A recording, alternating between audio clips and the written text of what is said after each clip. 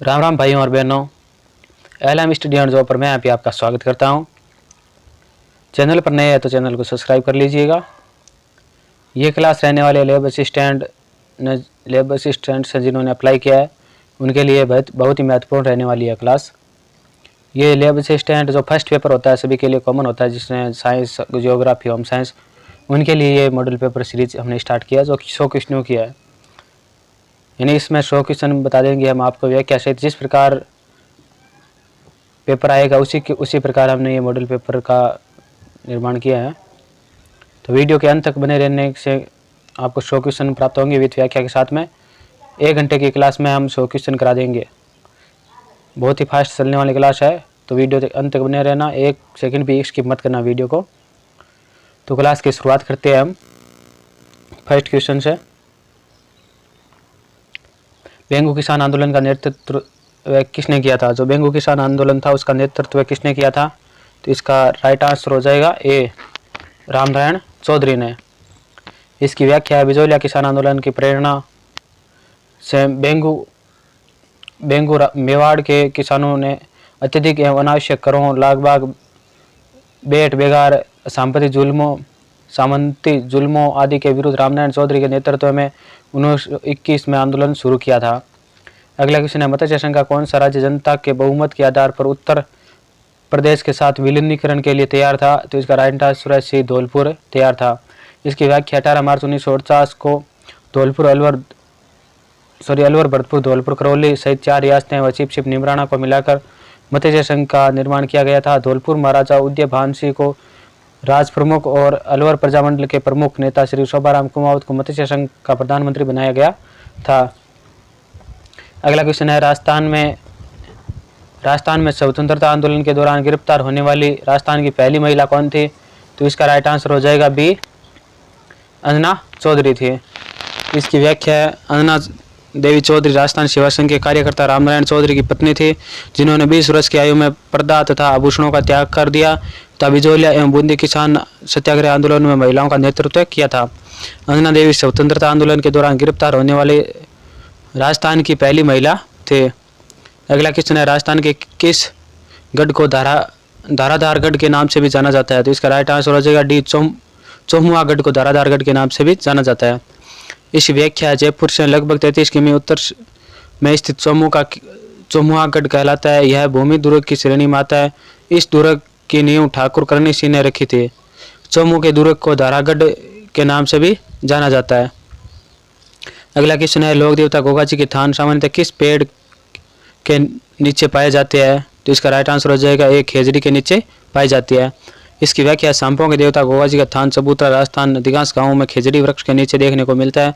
गोगा जी का जन्म ददरेवा चूरू में हुआ था। इनकी उपाधि गोगा मेड़ी हनुमानगढ़ जिले की नोहर तहसील में है। अगला क्वेश्चन है, ओजोन दिवस मनाया जाता है। तो ओजोन दिवस कब मनाया जाता है? तो इसका राइट आंसर हो जाएगा ए, 16 सितंबर को क्या मनाया जाता है? ओजोन दिवस मनाया जाता है। इसकी व्याख्या है, ओजोन परत के बारे में लोगों को जागरूक करने के साथ ही इसे बचाने के समाधान की ओर आकर्षक करने के उद्देश्य से दुनिया भर में प्रतिवर्ष 16 सितंबर को ओजोन दिवस मनाया जाता है। अगला क्वेश्चन है, राजस्थान में थार मरुस्थल से प्रभावित क्षेत्रफल व जनसंख्या का प्रतिशत है। तो इसका राइट आंसर हो जाएगा क्षेत्रफल 61% और जनसंख्या 40%। इसकी व्याख्या, थार मरुस्थल स्थानीय भाषा में थली के नाम से जाना जाता है, जो ग्रेट पेलियो आर्कटिक अफ्रीकी मरुस्थल का पूर्वी भाग है। संपूर्ण थार मरुस्थल का लगभग 62% क्षेत्र अकेले राजस्थान में है। यह मरुस्थल विश्व का सर्वाधिक आबादी वाला मरुस्थल है। इसमें राजस्थान की 40% जनसंख्या निवास करती है। अगला क्वेश्चन है, निम्नलिखित में से कौन सा हनुमानगढ़ व चूरू जिलों के लिए जल का स्रोत है?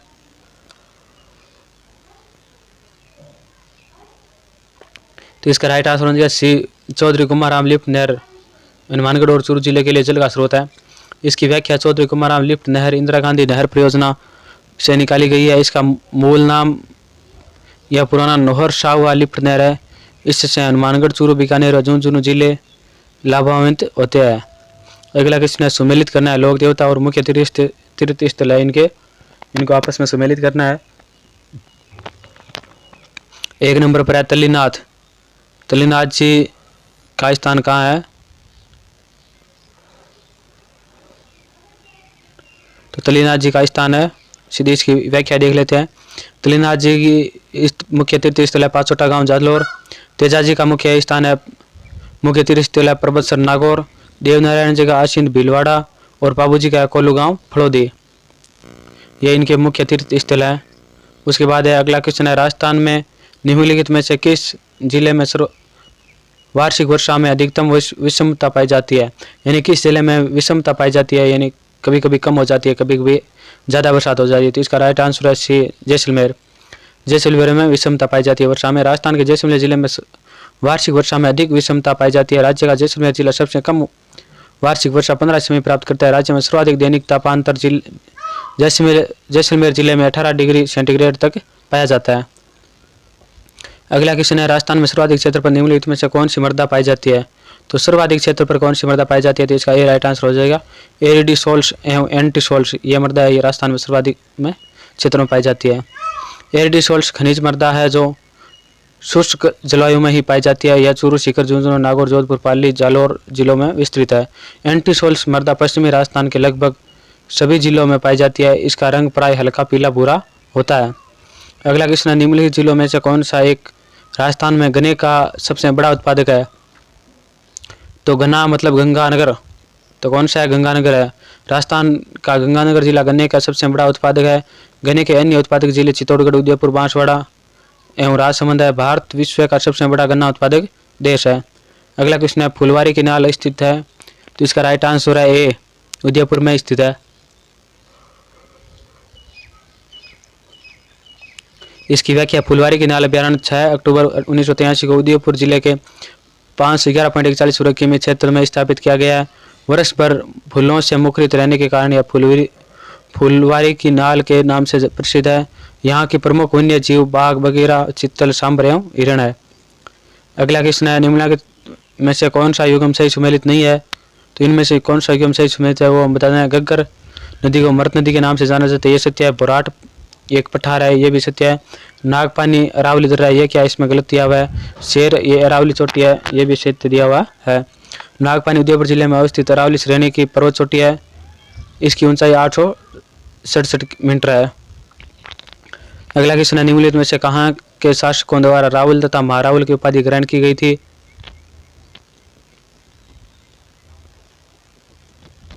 यानी कि कहाँ के शासकों द्वारा रावल और महारावल की उपाधि ग्रहण की गई थी? इसका भी राइट आंसर हो जाएगा डूंगरपुर के महाराजाओं के या शासकों के द्वारा।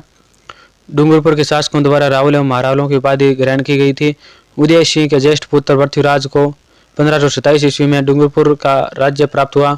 यहाँ के शासक महारावल राजकरण ने 1577 ईस्वी में अकबर की अधीनता स्वीकार की तथा 1818 ईस्वी में महारावल जसवंत सिंह ने ईस्ट इंडिया कंपनी से संधि की थी।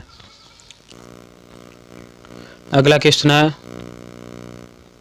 निम्नलिखित में से किस मुगल सम्राट ने सवाई जय सिंह को राज राजेश्वर की उपाधि से विभूषित किया था? तो इसका राइट आंसर है डी, मोहम्मद शाह ने। बिशन सिंह का पुत्र विजय सिंह जय सिंह के नाम से 1700 ईस्वी में आमेर का शासक बना, जिसे सवाई की उपाधि औरंगजेब ने दी थी। जब मोहम्मद शाह मुगल सम्राट बना तो 1722 ईस्वी में जाटों को दबाने का काम जय सिंह को मिला था। चूड़ामन की मृत्यु के पश्चात उनके पुत्र मोहकम वीर रूपमा मुगल शक्ति का विरोध करते रहे, परंतु जय सिंह ने चूड़ामन के भतीजे बदन सिंह को अपनी ओर मिला लिया तथा इसके सहायता से जाट पराजित हुए। इस विजय से प्रसन्न होकर मोहम्मद शाह ने जय सिंह को सरमंद ए राजा ए हिंद, राजराजेश्वर एवं श्री राजाधिराज सवाई की उपाधि प्रदान कर सम्मानित किया था। अगला क्वेश्चन है, निम्नलिखित जोड़ों को सम्मिलित कौन सा सही मेल नहीं है? तो ये इनमें से जोड़े दिए हुए कौन सा सही मेल नहीं है वो देखने हमें। तो राणा प्रताप सिसोदिया थे, ये सत्य है। राजा मान सिंह हाड़ा थे, ये क्या इसमें गलत दिया हुआ है। हाड़ा कहाँ के थे? बूंदी के शासक थे हाड़ा, ये राजा मान सिंह तो यहाँ जयपुर आमेर का हो गया। जसवंत सिंह राठौड़ थे, जो मारवाड़ के थे वो राठौड़ थे। महाराणा हमीर गोइल वंश का था, तो इसमें क्या है भी गलत दिया और बाकी सभी सही है। राजा मान सिंह कच्छावा राजवंश के से संबंधित था। भगवत दास की मृत्यु उपरांत 1589 ईस्वी में आमेर का शासक मान सिंह ने संभाला था।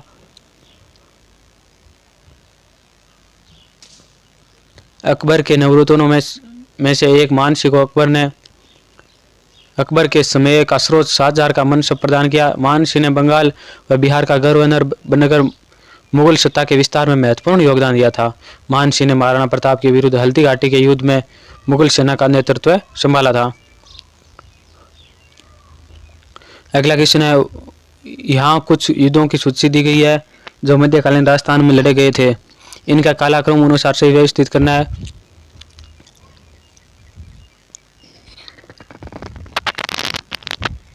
हम इनकी सीधी व्याख्या देख लेते हैं। तराइन का प्रथम युद्ध हुआ था 1191 में, खानवा का युद्ध हुआ था 1527 में, सुमेल का युद्ध हुआ था 1500 में और बटवाड़ा का युद्ध हुआ था 1761 में। इस प्रकार इन युद्धों का क्रम है। राणा कुंभा को निम्नलिखित वाद्य यंत्रों में से किसमें दक्षता हासिल थी? तो इसका सी राइट आंसर हो जाएगा वीणा में दक्षता हासिल थी। इसकी व्याख्या कीर्ति स्तंभ प्रशस्ति के अनुसार महाराणा कुंभा को वाद्य यंत्र वीणा बजाने में दक्षता हासिल थी। मोकल की हत्या के पश्चात उसकी परमार रानी सौभाग्यवती का पुत्र कुंभा 1433 ईस्वी में मेवाड़ का महाराणा बना। कुंभा ने न केवल वीर युद्ध कौशल में निपुण तथा कला प्रेमी था वरन एक विद्वान तथा विद्यानुरागी भी था। उनके दरबार में कई विद्वान आश्रय पाते थे। कुंभा ने अपने शासनकाल में 32 दुर्गों का निर्माण एवं जीर्णोद्धार करवाया था। तो कुंभा ने कितने दुर्गों का या जीर्णोद्धार करवाया था? तो ये 32 दुर्गों का। सीताबाड़ी का प्रसिद्ध मेला किस जिले में लगता है? तो सी राइट आंसर हो जाएगा बाराम में लगता है। इसकी व्याख्या है सीताबाड़ी का प्रसिद्ध मेला सीताबाड़ी केलवाड़ा बारा में ज्येष्ठ अमावस्या को लगता है। उल्लेखनीय है कि प्राकृतिक छटा से भरपूर सीताबाड़ी एक धार्मिक एवं रमणीय स्थल है। सीताबाड़ी के बारे में लोक आस्था प्रचलित है कि भगवान राम के परित्याग के उपरांत सीता ने अपना निर्वास काल यहाँ वाल्मीकि आश्रम में व्यतीत किया था। सीताबाड़ी में कुंड है, पास ही सीता कुटी है। लक्ष्मण कुंड, सीता कुंड व वाल्मीकि आश्रम के प्रमुखता के साथ सीताबाड़ी यहाँ की शहरिया जनजाति का प्रमुख आस्था स्थल है। अगला क्वेश्चन है, प्रसिद्ध देखिए आंदोलन का नेतृत्व किसने किया था? तो बी राइट आंसर हो जाएगा मोतीलाल तेजावत ने किया था। इसकी व्याख्या आदिवासियों का मसीहा बाबूजी कहे जाने वाले स्वतंत्रता सेनानी मोतीलाल तेजावत ने 1920 ईस्वी में चित्तौड़गढ़ स्थित मातृकुंडिया नामक स्थान पर एक ही आंदोलन प्रारंभ किया जिसके माध्यम से सर्वप्रथम भीलों में राजनीतिक जागृति पैदा हुई। अगला क्वेश्चन है, निम्नलिखित में से कौन सा युग्म राजस्थान के अक्षांश देशांतरीय विस्तार को सही रूप से दर्शाता है? तो यह कौन सा सही रूप से दर्शाता है वो देख लेते हैं। इसकी सीधी हम बी है वो दिखाता है 23 डिग्री 3 मिनट से 30 डिग्री 12 मिनट उत्तरी अक्षांश ये अक्षांश विस्तार है और 69 डिग्री 30 मिनट से 78 डिग्री 17 मिनट ये पूर्वी देशांतर है, ये देशांतरीय विस्तार है। अक्षांशों का अंतर 60 डिग्री 9 मिनट है और देशांतरों का अंतर है वो 8 डिग्री 47 मिनट है। अगला क्वेश्चन है, अपनी गोपुरम आकृति के लिए प्रसिद्ध रंगनाथ मंदिर जिसका निर्माण सेठ पूर्णमल ने 1844 ईस्वी में करवाया कहाँ स्थित है? तो इसका राइट आंसर हो जाए ये पुष्कर में स्थित है। ये इसकी व्याख्या है, रंगनाथ जी का मंदिर पुष्कर अजमेर में द्रविड़ शैली में निर्मित भव्य मंदिर है जो मूलतः एक विष्णु मंदिर है। अपनी गोपुरम आकृति के लिए प्रसिद्ध रंगनाथ मंदिर का निर्माण सेठ पूर्णमल ने 1844 ईस्वी में करवाया था। कौन से पॉलिटिकल एजेंट अगला क्वेश्चन है, कौन से पॉलिटिकल एजेंट जोधपुर में 1857 के विप्लव में मारे गए थे? तो इसका राइट आंसर है एक मैकमोसन है वो जोधपुर में मारे गए थे। इसकी व्याख्या 18 सितंबर 1857 को चेलावास नामक स्थान पर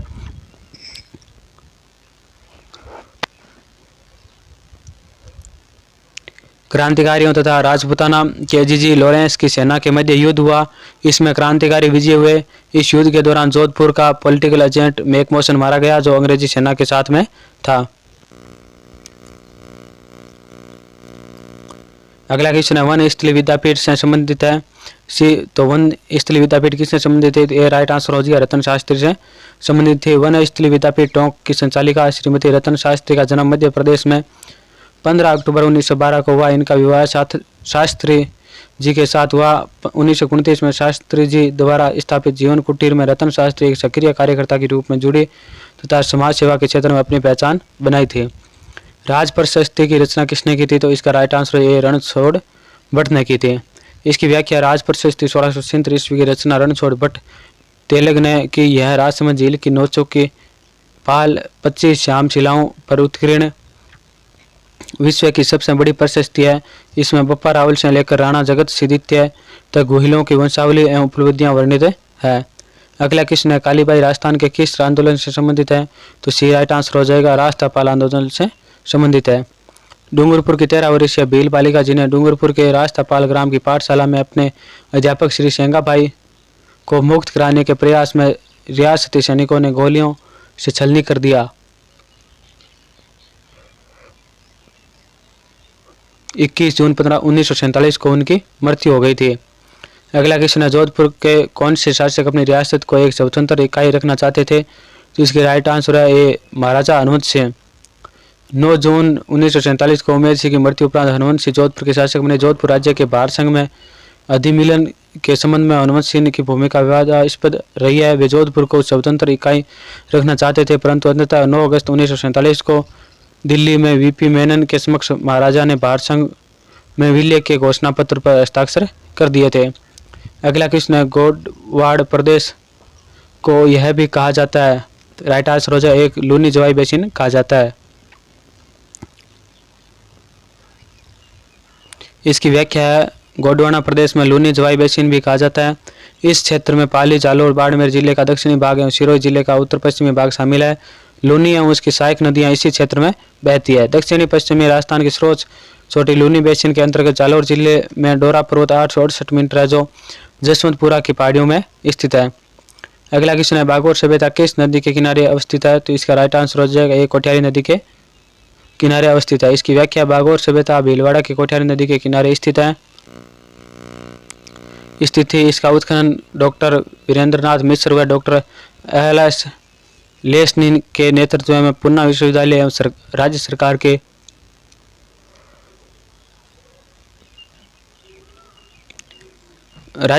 पुरातत्व विभाग के सहयोग से हुआ। यहाँ से बोतल के आकार के बर्तन एवं हाथ व कान के शीशे के गहने प्राप्त हुए हैं। अगला क्वेश्चन है कुंभलगढ़ दुर्ग का शिल्पी कौन था? तो इसका सी राइट आंसर हो जाएगा मंडन कुंभलगढ़ दुर्ग का शिल्पी था। इसकी व्याख्या कुंभलगढ़ दुर्ग राजसमंद का निर्माता महाराणा कुंभा के प्रमुख शिल्पी और वास्तुशिल्पी मंडन की योजना एवं देखरेख में किया गया। जरगा की पहाड़ी पर स्थित यह दुर्ग 36 किमी लंबी एक दीवार से घिरा हुआ है। इस दुर्ग को कुंभल मेरू तथा मेवाड़ की आंख कहा जाता है। अगला क्वेश्चन है कोटा के किस शासक के काल में शिकार का चित्रण कोटा शैली का प्रतीक बना था? तो इसका राइट आंसर है बी राजा उमेद सिंह के समय। इसकी व्याख्या कोटा के शासक राजा उमेद सिंह के काल में शिकार का चित्रण हाड़ौती स्कूल की कोटा शैली का प्रतीक बना। उमेद सिंह के समय को इस शैली का स्वर्णकाल माना जाता है। इस शैली में हल्के हरे पीले रंगों का प्रयोग हुआ है। यहाँ पर शिकार करते हुए राजा रानियों एवं सामंतों के चित्र प्रमुखता से बने हैं। अगला क्वेश्चन है राजस्थान के किस जिले में लीलवाणी खान स्थित है? तो इसका भी राइट आंसर हो जाएगा बांसवाड़ा में। लीलवाणी खान राजस्थान के बांसवाड़ा जिले में स्थित है। यहाँ मैग्नीज खनिज की खान है। मैग्नीज के अन्य खनन क्षेत्र भंडार निम्न है। बांसवाड़ा, काला खुआ, उदयपुर में तलवाड़ा, तामेसरा, नेगड़िया, स्वरूपपुरा, देवारी और सवाई माधोपुर में रेवासा और जयपुर है। अगला क्वेश्चन है मंगला तेल क्षेत्र किस राज्य में स्थित है? वह भी राजस्थान में स्थित है।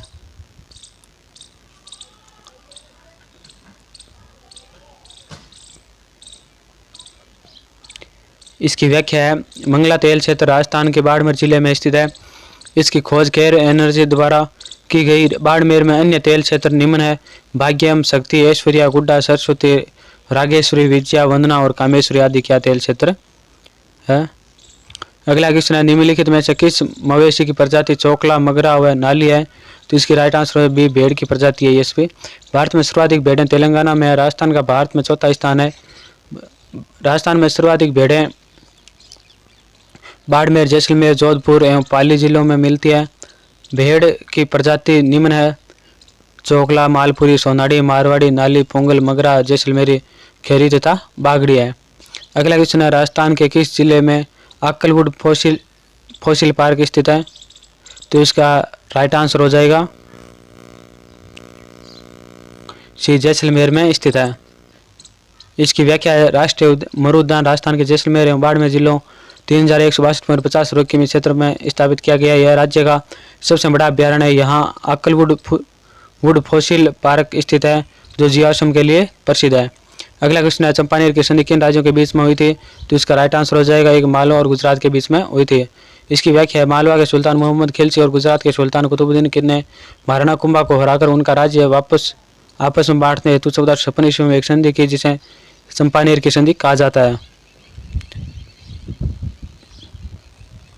अगला क्वेश्चन है विजयदान देथा का संबंध है, तो डी राइट आंसर हो जाएगा, लोक साहित्य से संबंधित है ये।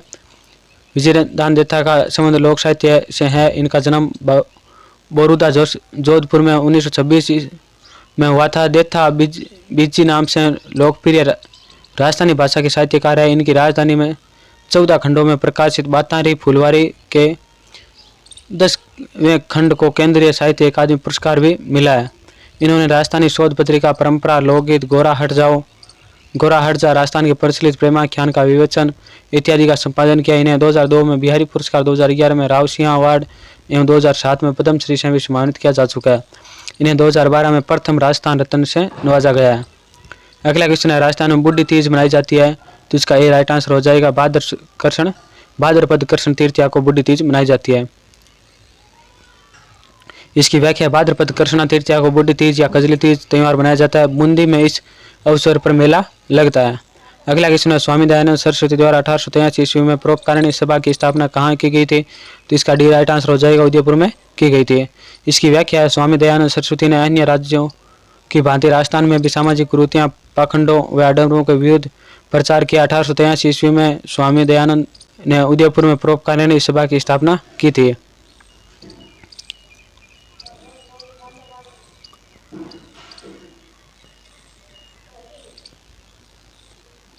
अगला क्वेश्चन है 12 देवरा नामक शिव मंदिर समूह स्थित है, तो इसका सी राइट आंसर हो जाएगा, जहाजपुर में स्थित है ये। एक ही परिसर में 12 छोटे मंदिरों वाला 12वीं शताब्दी का 12 देवरा शिव मंदिर समूह है, जहाजपुर भीलवाड़ा में स्थित है। जेठमल लोथ राठौड़ को किस लोक देवता के नाम से जाना जाता है, तो इसका सी राइट आंसर हो जाएगा, आलम जी के नाम से जाना जाता है। अगला इसकी व्याख्या है, जेठमल जी राठौड़ वंशीय आलम जी को बाड़मेर जिले के मलानी प्रदेश के राढ़धरा क्षेत्र के लोक देवता के रूप में पूजा जाता है। आलम जी का दोहरा इनका स्थान है, जहां भाद्र शुक्ल द्वितीया को मेला भरता है। अगला क्वेश्चन है दादू पंथ को अधिकांश साहित्य किस बोली में लिपिबंद है, तो डी राइट आंसर हो जाएगा, ढूंढाड़ी बोली में लिपिबंद है। अगला क्वेश्चन है बालुका स्फुतों का प्रकार नहीं है, पैराबोलिक, बरखान, नहीं रेखीय, इंसलबर्ग, तो इसमें डी राइट आंसर हो जाएगा, इंसलबर्ग है। ये क्या है, बालुका स्फुतों का प्रकार नहीं है। रेतीली रेगिस्तान के बालुका स्फुत युक्त क्षेत्र में निम्न प्रकार के स्तूपों का बाहुल्य पाया जाता है। पौना अनुवर्ती यानी रेखीय, बरखान या अर्धचंद्राकार, अनुप्रस्थ, पैराबोलिक, तारा बालुका स्फुत, नेटवर्क बालुका स्फुत, ये सभी क्या है, बालुका स्फुतों के प्रकार है। ईएडी जलवायु पाई जाती है, तो इसका राइट आंसर हो जाए, बाड़मेर और जैसलमेर में ईएडी प्रकार की जलवायु पाई जाती है। ईएडी थर्मोमीटर के जलवायु वर्गीकरण का एक क्षेत्र है। इस जलवायु क्षेत्र में गर्म या शुष्क जलवायु पाई जाती है। इस क्षेत्र का विस्तार जैसलमेर, बाड़मेर, जोधपुर एवं आंशिक बीकानेर में है। अगला क्वेश्चन है पश्चिमी राजस्थान में दुधारू पशुओं के लिए निम्नलिखित में से कौन सा एक चारा सर्वश्रेष्ठ है, तो इसका राइट आंसर हो जाएगा, एक सेवन घास है, सर्वश्रेष्ठ है। पश्चिमी राजस्थान में दुधारू पशुओं के लिए सेवन चारा घास सर्वश्रेष्ठ है। सेवन स्थानीय नाम लिलोन है। जैसलमेर, बाड़मेर क्षेत्र में पाई जाने वाली एक पौष्टिक घास है, जो पशुओं के चारे के काम में ली जाती है तथा मरुस्थल के विस्तार को नियंत्रित करती है। अगला क्वेश्चन है चारचौमा मंदिर राजस्थान के किस जिले में है, तो ए राइट आंसर हो जाएगा, कोटा में स्थित है ये। इसकी व्याख्या, उपरोक्त प्रश्न का सही उत्तर ये है, चारचौमा मंदिर कोटा की दिगोद तहसील के चौमा मालिया गांव में स्थित गुप्तकालीन शिव मंदिर है। यहाँ मंदिर शैव संप्रदाय का है। मंदिर का निर्माण नागर शैली में किया गया है। मंदिर का आधार एक वर्गाकार मंच है, जिस पर 4 स्तंभों पर निज मंदिर स्थित है। शिवलिंग काले पत्थर से बना है एवं इनके 4 मुख है। अगला क्वेश्चन है निम्नलिखित में से किस खनिज के उत्पादन में राजस्थान का भारत में पहला स्थान है, तो इसका ए राइट आंसर हो जाएगा, फेस्पार। फेस्पार एल्यूमिना सिलिकेट राजस्थान में अजमेर, पाली, भीलवाड़ा एवं अलवर जिलों में पाया जाता है। फेल्सपार खनिज के उत्पादन में राजस्थान का देश में प्रथम स्थान है। फेल्सपार का उपयोग श्रमिक उद्योग, कांच उद्योग एवं अपकर्षक के रूप में किया जाता है। अगला क्वेश्चन है बर्बरी एक प्रजाति है, तो बर्बरी एक किसकी प्रजाति है, तो ये बकरी की प्रजाति है। इसकी व्याख्या है मारवाड़ी बर्बरी झरकाना जो अलवरी है, सिरोही, शेखावाटी, परबतसरी एवं जमुनापुरी बकरी के प्रमुख नस्लें हैं। राजस्थान में सर्वाधिक बकरियां बाड़मेर, नागौर एवं जोधपुर जिलों में पाई जाती है। अगला क्वेश्चन है मारवाड़ रा परगनारी विगत ग्रंथ लिखा है, तो इसका भी राइट आंसर हो जाएगा मुनोद नेस जी ने लिखा है जी। इसे क्या कहा जाता है? राजस्थान का गजेटियर भी कहा जाता है मुनोद नेस जी को। थार महोत्सव 2022 का आयोजन राजस्थान के किस जिले में किया गया है? तो डी राइट आंसर हो जाएगा बाड़मेर में किया गया है। पश्चिमी राजस्थान बाड़मेर जिले में 28 से 30 मार्च 2022 तक लोक कला, संस्कृति, इतिहास, पर्यटन एवं हस्तशिल्प की बढ़ावा देने के उद्देश्य से थार महोत्सव का आयोजन किया गया। उल्लेखनीय है कि पश्चिमी राजस्थान के बाड़मेर जिले की कला और लोक संस्कृति का परिचायक थार महोत्सव का आयोजन 10 साल के बाद पुनः शुरू किया गया है। बाड़मेर में इससे पहले वर्ष 2012 में थार महोत्सव का आयोजन किया गया था। वर्ष 1986 से 2012 तक लगातार इसका आयोजन किया गया था। अगला क्वेश्चन है राजस्थान शिक्षा विभाग कितने राजकीय विद्यालयों को महात्मा गांधी अंग्रेजी विद्यालयों में रूपांतरित करेगा? तो इसका सी राइट आंसर हो जाएगा 179 है, 179 है उनको परिवर्तित करेगा। इसकी व्याख्या मुख्यमंत्री अशोक गहलोत ने बजट भाषण 2022-23 के अनुपालना में राजस्थान के शिक्षा विभाग द्वारा 179 राजकीय महाविद्यालयों को यानी 179 राजकीय महाविद्यालयों को महात्मा गांधी अंग्रेजी माध्यम विद्यालयों में रूपांतरित करने हेतु स्वीकृति जारी की गई थी। शिक्षा मंत्री डॉक्टर बी डी कल्ला के अनुसार विभाग द्वारा लिए गए इस निर्णय से पूरे प्रदेश में विद्यार्थियों तथा विशेषकर वंचित तबके से आने वाले विद्यार्थियों अंग्रेजी माध्यम के गुणवत्तापूर्ण शिक्षा निःशुल्क पा सकेंगे। सभी स्वीकृत महात्मा गांधी अंग्रेजी माध्यम विद्यालय शैक्षिक सत्र 2022-23 से प्रारंभ होंगे। अगला क्वेश्चन है तेंदुपत्ते मुख्यतः किस जिले में प्राप्त किए जाते हैं? यानी तेंदु जिले किस जिले में प्राप्त किए जाते हैं तेंदु के पत्ते? तो इसका सी राइट आंसर हो जाएगा बांसवाड़ा में प्राप्त किया जाते हैं। इसकी व्याख्या है तेंदु के वृक्ष राजस्थान में मुख्यतः उदयपुर, चित्तौड़गढ़, झालावाड़, बांसवाड़ा, बारां, सवाईमाधोपुर, टोंक एवं कोटा जिले में पाए जाते हैं। तेंदु के पत्तों से बीड़ी का निर्माण होता है। बीड़ी के निर्माण राज्य में जयपुर, टोंक, भीलवाड़ा, अजमेर, कोटा में होता है। अगला क्वेश्चन है महाराणा प्रताप का राज्याभिषेक हुआ था, यानी जो महाराणा प्रताप थे उनका राज्याभिषेक हुआ था, कहाँ हुआ था? सी राइट आंसर हो जाएगा गोगुंदा में हुआ था। इसकी व्याख्या है महाराणा प्रताप का राज्याभिषेक गोगुंदा में 28 फरवरी 1572 को हुआ ईस्वी को हुआ था। महाराणा प्रताप ने कुंभलगढ़ में जाकर मेवाड़ का सिंहासन संभाला था। गौरी देवी, अगला क्वेश्चन है गौरी देवी राजस्थान की किस गायन शैली से जुड़ी हुई है? तो इसका सी राइट आंसर हो जाएगा मान से जुड़ी हुई है। इसकी व्याख्या है बीकानेर की गौरी देवी राजस्थान की प्रसिद्ध मांड गायक शैली से जुड़ी हुई है। इन्होंने राष्ट्रीय एवं अंतर्राष्ट्रीय स्तर पर मांड गायिका का जादू बिखेरा है। गौरी देवी की मरु कोकिला के नाम से प्रसिद्धि प्राप्त है। अगला क्वेश्चन है विश्व का सबसे बड़ा महासागर कौन सा है? तो डी राइट आंसर हो जाएगा प्रशांत महासागर विश्व का सबसे बड़ा महासागर है। प्रशांत महासागर विश्व का सबसे बड़ा विस्तृत एवं गहरा महासागर है। इसका क्षेत्रफल 16.5 करोड़ वर्ग किमी है, जो पृथ्वी के कुल क्षेत्रफल का 1/3 है। इसकी आकृति त्रिभुजाकार है, जिसका शीर्ष उत्तर में बेरिंग जलडमरू मध्य तथा आधार अंटार्कटिका महाद्वीप पर है।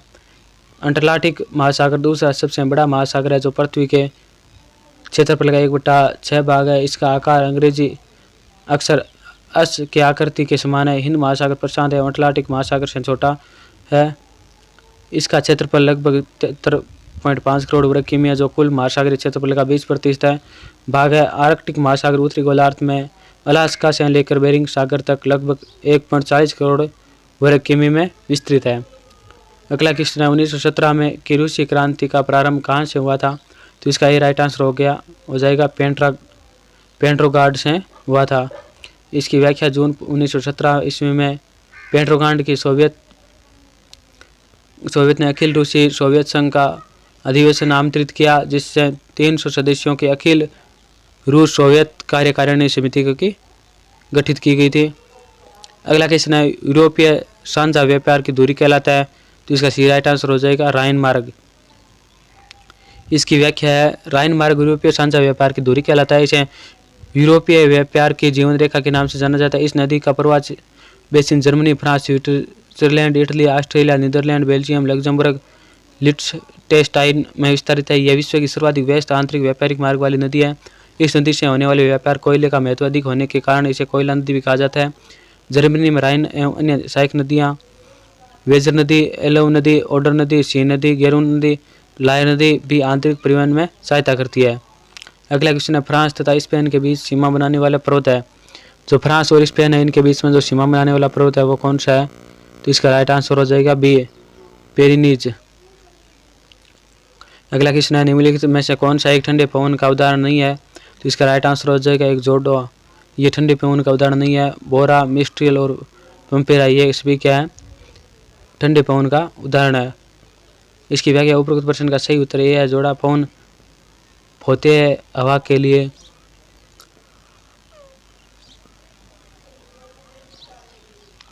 हवा के लिए एक क्षेत्रीय शब्द है जो अक्सर अर्जेंटीना में एंडीज के पूर्वी ढलान पर बहती है। यह एक शुष्क हवा है जो ध्रुवीय समुद्र हवा से आती है, जो कि शिखर से उतरकर गर्म होती है।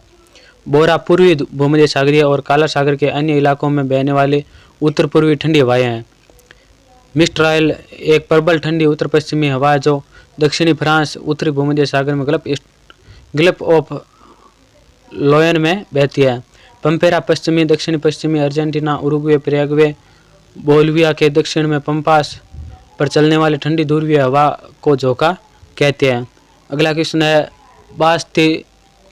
बास्टील का पतन हुआ है, तो इसका राइट आंसर है बी 14 जुलाई 1789 ईस्वी को हुआ है। इसकी व्याख्या 14 जुलाई 1789 को पेरिस की उत्तेजित भीड़ ने बास्टील या बेस्टील नाम के प्राचीन किले पर हमला बोल दिया था। वाल्तेर और मिराबो जैसे प्रसिद्ध नेता भी इस जेल खाने में बंद किए गए थे। इस घटना का बहुत बड़ा राजनीतिक महत्व है। अगला क्वेश्चन है विश्व की सबसे बड़ी प्रवाल भित्ति निम्नलिखित देशों में से किस एक के तट के निकट पाई जाती है, तो इसका डी राइट आंसर हो जाएगा ऑस्ट्रेलिया के निकट पाई जाती है। इसकी व्याख्या ग्रेट बैरियर रीफ विश्व की सबसे लंबी प्रवाल भित्ति है। इसका विस्तार 9 डिग्री से 24 डिग्री दक्षिणी अक्षांश के मध्य 1920 किमी के लंबाई में है। यह ऑस्ट्रेलिया के पूर्वी तट के उत्तरी भाग में तट से 32 से 240 किमी के मध्य की दूरी पर प्राय समानांतर फैली है। इसकी चौड़ाई 16 से 140 किमी के मध्य है। यह महान प्रवाल भित्ति भाटे के समय स्पष्ट दिखाई देती है एवं पूर्णिमा एवं अमावस्या के दीर्घ भाटे के समय इसका दृश्य काफी मनोरम लगता है। अगला क्वेश्चन है जार अलेक्जेंडर द्वितीय ने किस वर्ष जम्सतोफ नामक स्थानीय संगठन की स्थापना की थी, तो इसका सी राइट आंसर हो जाएगा 1864 में की थी। इसकी व्याख्या है जार अलेक्जेंडर द्वितीय 1858 से 1881 इसकी एक उदारवादी शासक था जिसने 1864 ईस्वी में जेम्स तोफ नामक स्थानीय संगठन की स्थापना की, जिसमें चयन चुनाव द्वारा होता था। इस जार ने 1861 ईस्वी में कर्षक दासों को मुक्त किया था। अगला क्वेश्चन है स्ट्राम्बोली तुल्य ज्वालामुखी के संदर्भ में कौन सा कथन सत्य है, तो इसका राइट आंसर हो जाएगा डी उपरोक्त सभी ये सत्य दिए हुए हैं। इस प्रकार की ज्वालामुखी में लावा कम पतला होता है, विस्फोट मामूली होता है, गैस लगातार या रुक रुक कर निकलती है। उपरोक्त सभी ये कथन क्या सत्य दिए हुए हैं। इस प्रकार की ज्वालामुखी में लावा कम पतला होता है, विस्फोट मामूली होता है तथा गैसें लगातार रुक रुक कर निकलती है। इस प्रकार का उद्गार भू मध्य सागर में स्थित लेपारी द्वीप के स्ट्राम्बोली ज्वालामुखी में पाया जाता है। अगला क्वेश्चन है ज्वालामुखी धूल एवं राख लेम्पिले आदि के जमा होने से जो चट्टान बनता है उसे क्या कहते हैं, तो उसे क्या कहते हैं, टप कहते हैं। अगला क्वेश्चन है केलाविया ज्वालामुखी किसका उदाहरण है, तो इसका राइट आंसर हो जाएगा ये हवाई तुल्य ज्वालामुखी का उदाहरण है। इसकी व्याख्या एक प्रकार की ज्वालामुखी में विस्फोट की प्रक्रिया कम होती है एवं उद्गार शांत ढंग से होता है। इसका मुख्य कारण लावा का पतला होना तथा गैस की तीव्रता में कमी आना। कभी कभी गैसों के साथ लावा के छोटे छोटे लाल पिंड फव्वारे की तरह ऊपर उठ जाते हैं एवं जब हवा तेज रहती है तो ये लावा के अंश खींचकर लंबे चमकीले धागे की तरह हो जाती है। इन्हें हवाई द्वीप के आगे पहले के बाल की संख्या देते हैं। इस प्रकार के ज्वालामुखी उद्गार के उदाहरण मुख्यतः हवाई द्वीप में देखने को मिलते हैं, इसे हवाई तुल्य ज्वालामुखी कहा जाता है, जिससे केलाविया ज्वालामुखी। अगला क्वेश्चन है जो औद्योगिक प्रदेशों के सीमांकन में सम्मिलित किया जाता है, तो इसका डी राइट आंसर हो जाएगा उपरोक्त सभी को। कारखानों एवं वर्कशॉप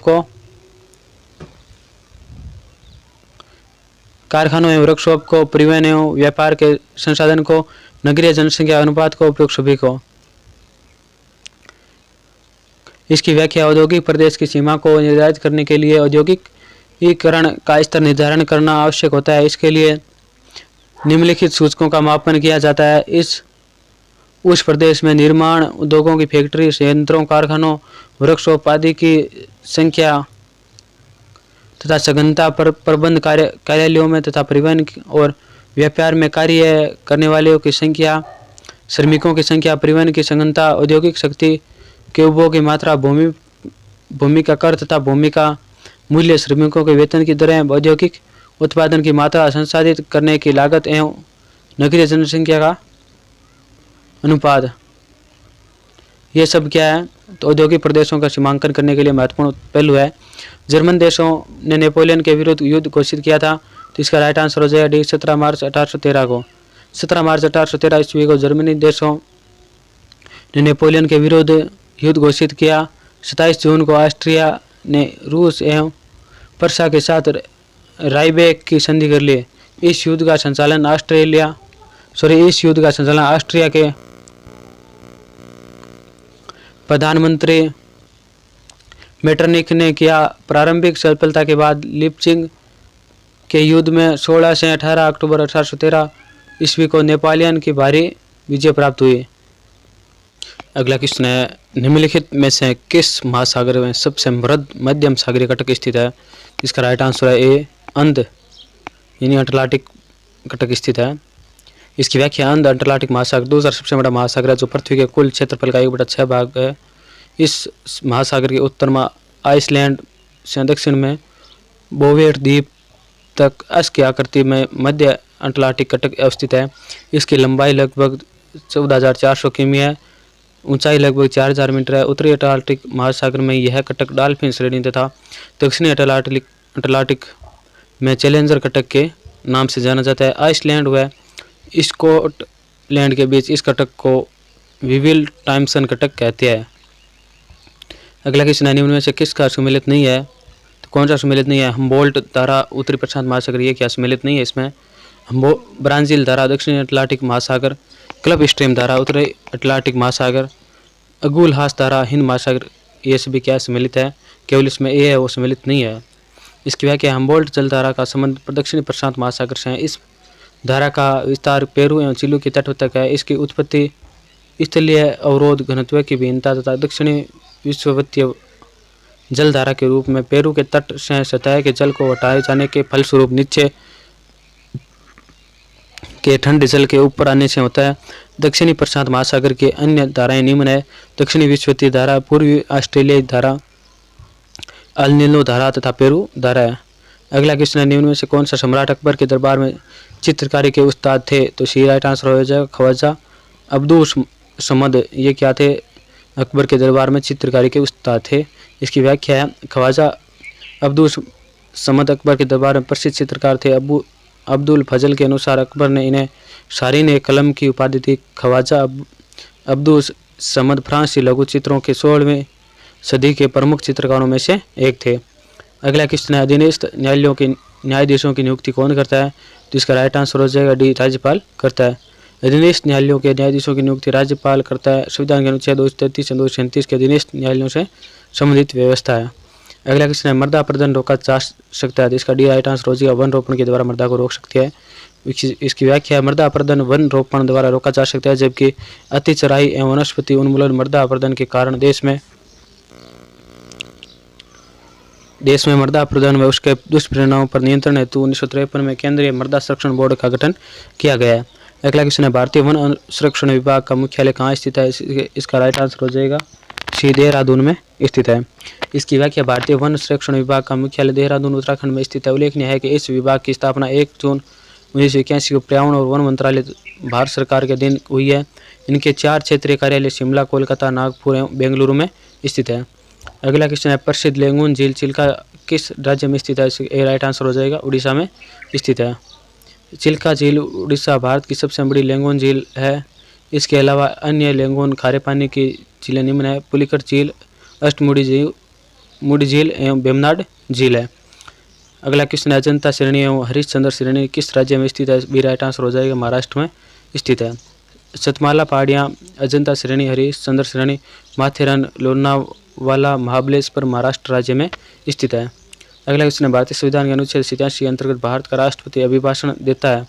तो इसका राइट आंसर हो जाए डी, एक साथ समवेत संसद के दोनों सदनों में अभिभाषण देता है। इसकी व्याख्या है, भारतीय संविधान के अनुच्छेद 87 के अनुसार भारत का राष्ट्रपति लोकसभा के लिए प्रत्येक साधारण निर्वाचन के पश्चात प्रथम सत्र के आरंभ में तथा प्रत्येक वर्ष के प्रथम सत्र के आरंभ में एक साथ समवेत संसद के दोनों सदनों में अभिभाषण करेगा और संसद को उसके आह्वान के कारण बताएगा। अगला क्वेश्चन है, अंतर्राष्ट्रीय शांति को बढ़ावा देने वाले निर्देशक सिद्धांत का उल्लेख है संविधान के लिए कौन से अनुच्छेद में वर्णित है। इसका डी राइट आंसर हो जाएगा अनुच्छेद 51 में, जो नीति निर्देशक तत्व दिए गए हैं।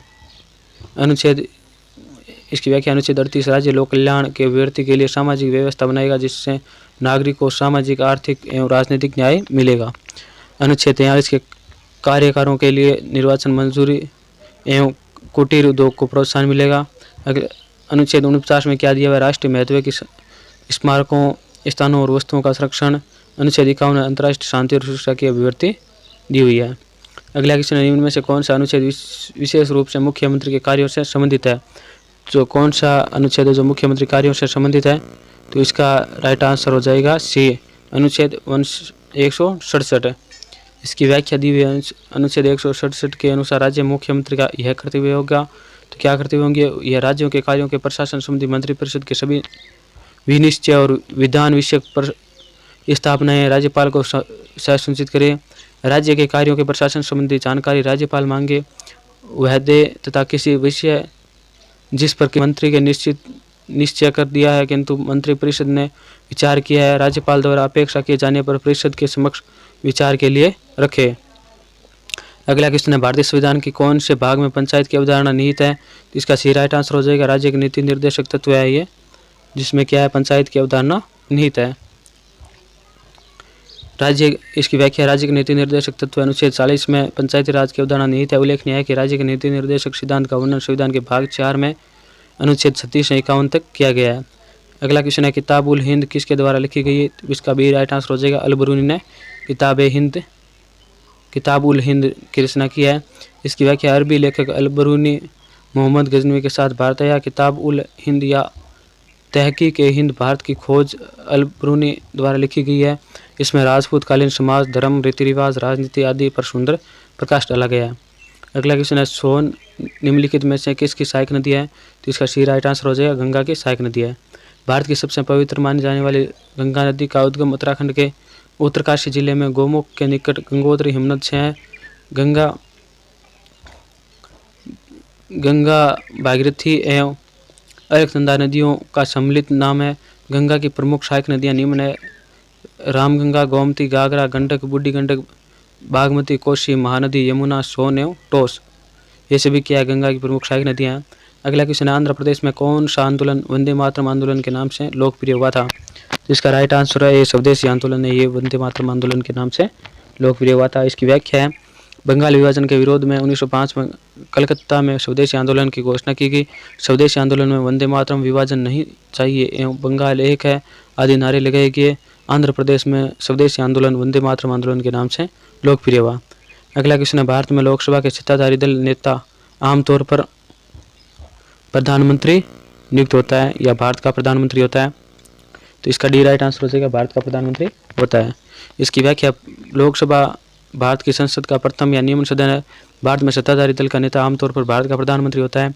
संविधान के अनुच्छेद 93 के अनुसार लोकसभा स्वयं अपने सदस्यों में से एक अध्यक्ष और उपाध्यक्ष का निर्वाचन करेगी। अगला क्वेश्चन है, भारत में मध्य पुरापाषाण युग के अवशेष कहाँ पाए गए हैं। तो इसका बी राइट आंसर हो जाएगा, बेलन घाटी में। भारत में मध्य पुरापाषाण काल के अवशेष बेलन घाटी में पाए गए हैं। मध्य पुरापाषाण काल में क्वार्टरजाइट पत्थरों के स्थान पर जेस्पर, चरट, फ्लिट आदि पत्थर प्रयुक्त होने लगे हैं। फलक उपकरण की प्रधानता के कारण इस काल को फलक संस्कृति की संज्ञा दी जाती है। इसी के ये 85 क्वेश्चन कंप्लीट हो गए। 85 से 100 तक जो क्वेश्चन है वो मनोविज्ञान से संबंधित है।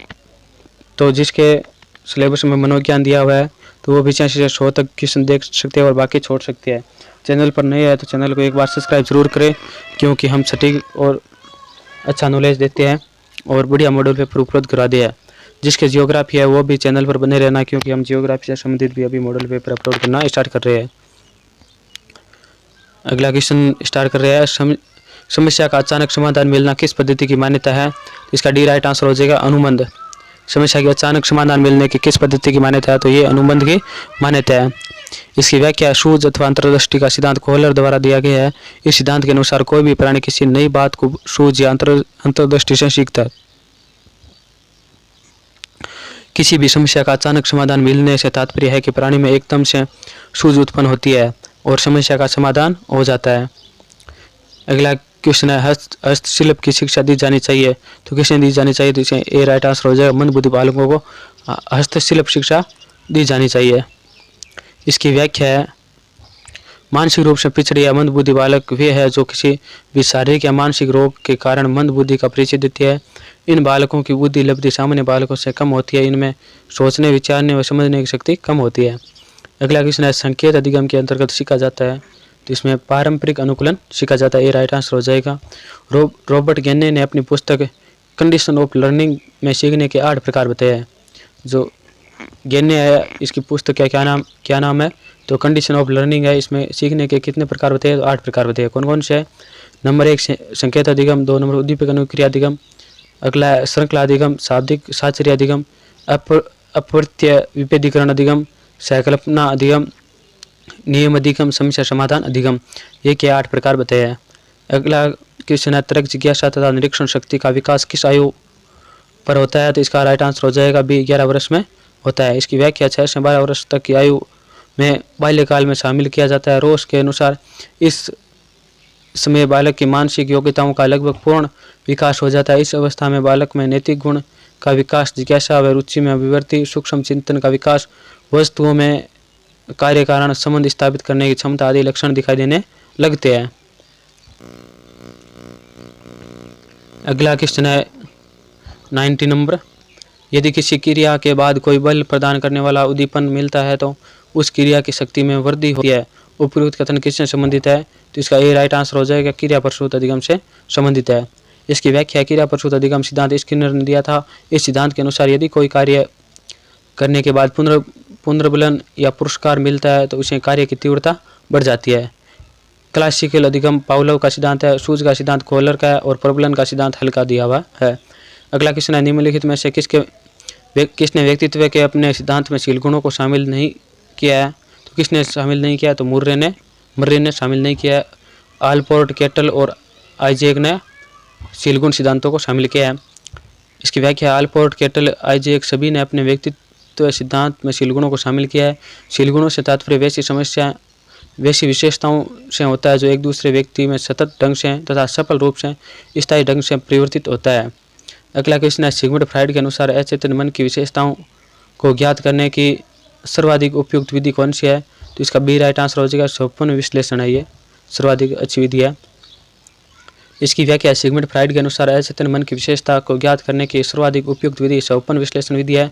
19वीं शताब्दी के अंत में कहा गया है कि सपने से विदित या प्रकट विषय वस्तु का अगर सही रूप से विश्लेषण किया जाता है तो उसके आदर्श अर्थ सामने आते हैं। इस विषय से संबंधित मौलिक कार्यों से सिगमंड फ्राइड की पुस्तक द इंटरप्रिटेशन ऑफ ड्रीम्स है। यह सपनों की व्याख्या पर आधारित पुस्तक है।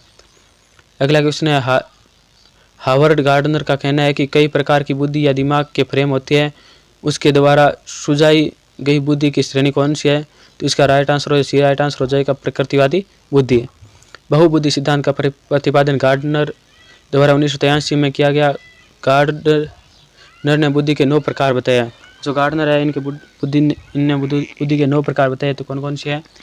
नंबर 1 पर है भाष्य बुद्धि, नंबर 2 पर तार्किक गणितीय बुद्धि, नंबर 3 पर स्थानिक बुद्धि, 4 पर शारीरिक गतिक बुद्धि, 5 नंबर है सांगीतिक बुद्धि, 6 नंबर है व्यक्तिगत आत्मन बुद्धि, 7 नंबर है व्यक्तिगत अन्य बुद्धि, 8 नंबर है प्रकृतिवादी बुद्धि और 9 नंबर है अस्तित्ववादी बुद्धि। ये गार्डनर ने बुद्धि के 9 प्रकार बताए हैं। 94% नंबर प्रश्न है, शारीरिक विकास का क्षेत्र है, तो डी राइट आंसर हो जाएगा। स्नायुमंडल, मांसपेशियों में वृद्धि, एंडोक्राइन ग्लैंड्स, उपयोग सभी ये क्या शारीरिक विकास के क्षेत्र है। इसकी व्याख्या, बालक के शारीरिक परिवर्तनों को अभिव्यक्त करने के लिए विकास, अभिवृद्धि और परिपक्वता शब्द का प्रयोग किया जाता है। कॉलेज सैनिक के अनुसार विकास, अभिव्यक्ति, परिपक्वता और अधिगम ये शब्द उन शारीरिक, मानसिक, सामाजिक, संवेगात्मक और नैतिक परिवर्तनों का उल्लेख करते हैं जिसका व्यक्ति अपने जीवन में आगे बढ़ते समय अनुभव करता है। उपयुक्त प्रश्न में सभी विकल्प शारीरिक विकास से संबंधित है। अगला क्वेश्चन है, विद्यार्थियों की अभिव्यक्ति में परिवर्तन के लिए निम्न में से किस विधि का प्रयोग अध्यापक को नहीं करना चाहिए? तो दबाव से किसी बात या विचार के लिए राजी करना, ये क्या है, अध्यापक को नहीं करना चाहिए। और क्या करना चाहिए? किसी विचार को दोहराना अथवा दृढ़तापूर्वक व्यवहार करना, किसी प्रशंसनीय व्यक्ति के द्वारा समर्थन या स्वीकृति प्रदान करना, संदेश के साथ साहचर्य स्थापित करना, ये सब क्या अध्यापक को करना चाहिए। इसकी व्याख्या, अभिव्यक्ति व्यवहार को एक निश्चित दिशा प्रदान करने के लिए उत्तरदायी अभिव्यक्ति पूर्ण रूप से स्थायी नहीं होती है। उनमें यथानुकूल परिवर्तन लाए जा सकते हैं। वांछित परिवर्तन लाने में माता पिता, अध्यापक एवं समाज के सभी उत्तरदायी सदस्यों, विद्यालय तथा शारीरिक संस्थाओं द्वारा मिलकर प्रयास किया जाना चाहिए। अगला क्वेश्चन है, राष्ट्रीय पाठ्यचर्या रूपरेखा 2005 में भारत की धार्मिक एवं सांस्कृतिक विविधता को मानना, स्त्रियों के प्रति सम्मान एवं जिम्मेदारी के दृष्टिकोण को बढ़ाने के प्रोग्राम को आयोजन एवं व्रत चित्र तथा फिल्मों को एकत्रित करना तथा दिखाना जिनके माध्यम से न्याय एवं शांति में वृद्धि हो को सुझाया गया है ताकि शांति की शिक्षा दी जा सके। इसकी व्याख्या, शांति के लिए शिक्षा नैतिक विकास के साथ उन मूल्यों, दृष्टिकोणों और कौशल के पोषण पर बल देती है जो प्रकृति और मानव जगत के मध्य सामंजस्य बिठाने के लिए आवश्यक है। उपयुक्त सभी गतिविधियां शांति स्थापना के लिए आवश्यक मानी गई है। निम्न में से कौन सा एक योगात्मक मूल्यांकन से संबंधित है? यानी जो ये कथन दिए हुए इनमें से योगात्मक मूल्यांकन से संबंधित कौन सा है वो हमको बताना है। तो इसका डी राइट आंसर हो जाएगा। सत्र के अंत में शिक्षार्थी के प्रदर्शन का अंतिम आकलन। इसकी व्याख्या है, मूल्यांकन एक व्यापक संप्रति है। वस्तुतः मूल्यांकन गुणात्मक निर्णय करने की प्रक्रिया है तथा गुणात्मक प्रतिमानों को मूल्यांकन का आधार बनाया जा सकता है। मूल्यांकन आत्मगत होता है यानी ऑब्जेक्टिव होता है। योगात्मक मूल्यांकन का उद्देश्य किसी एक निर्देशात्मक इकाई के अंत में विद्यार्थी का मूल्यांकन करना होता है। अगला क्वेश्चन है, इनमें से कौन सा कथन रुचि के बारे में सत्य नहीं है? तो रुचि के बारे में कथन कौन सा सत्य नहीं है तो वो देख लेते हैं। रुचियाँ जन्मजात और अर्जित दोनों होती है, यह कथन क्या सत्य है। रुचियाँ समय के अनुसार बदलती रहती है, यह भी कथन सत्य है। रुचियाँ योग्यताओं एवं अभिक्षमताओं से संबंधित नहीं होती है, यह भी कथन सत्य है। रुचियाँ व्यवहार में आकर्षण एवं विकर्षण प्रतिबिंब नहीं है, तो यह क्या है, इसमें गलत कथन दिया हुआ है। इसकी व्याख्या, रुचियाँ सीखने सिखाने की प्रक्रिया को संचालित करने वाली केंद्रीय शक्ति है। बी.एन. झा के अनुसार रुचि वह स्थिर मानसिक तंत्र है जो ध्यान की एकाग्रता बनाए रखते हुए कार्य को चालू रखता है। अगला क्वेश्चन है, टोलमैन द्वारा प्रतिपादित सीखने के सिद्धांत में किसका प्रभाव अधिक पाते हैं? तो इसका सी राइट आंसर हो जाएगा। गेस्टाल्ट सिद्धांत और व्यवहार सिद्धांत, ए और बी दोनों इसमें सत्य दिया हुआ है। इसकी व्याख्या देखा, टोलमैन का सिद्धांत उत्तेजना प्रक्रिया सिद्धांत, व्यवहारवाद और संज्ञानात्मक क्षेत्र सिद्धांत को जोड़ता है। इसको संकेत आधारित सिद्धांत एवं उद्देश्यपूर्ण व्यवहारवाद भी कहा जाता है। टोलमैन के अनुसार मानव का व्यवहार उद्देश्यपूर्ण होता है। अधिगम में चिन्ह तथा आशाओं को अधिक महत्व दिया जाता है। इनके अनुसार उद्दीपन में अर्थ उसी समय उत्पन्न होता है जब वह व्यक्ति की आवश्यकताओं और उद्देश्य पूर्ति में सहायक होते हैं। लास्ट क्वेश्चन है, मनोविज्ञान व्यवहार का निश्चित विज्ञान है, यह किसके द्वारा कहा गया है? तो बी राइट आंसर हो जाएगा, वाटसन के द्वारा कहा गया है। इसकी व्याख्या, वाटसन ने मनोविज्ञान को व्यवहार का विज्ञान कहा है।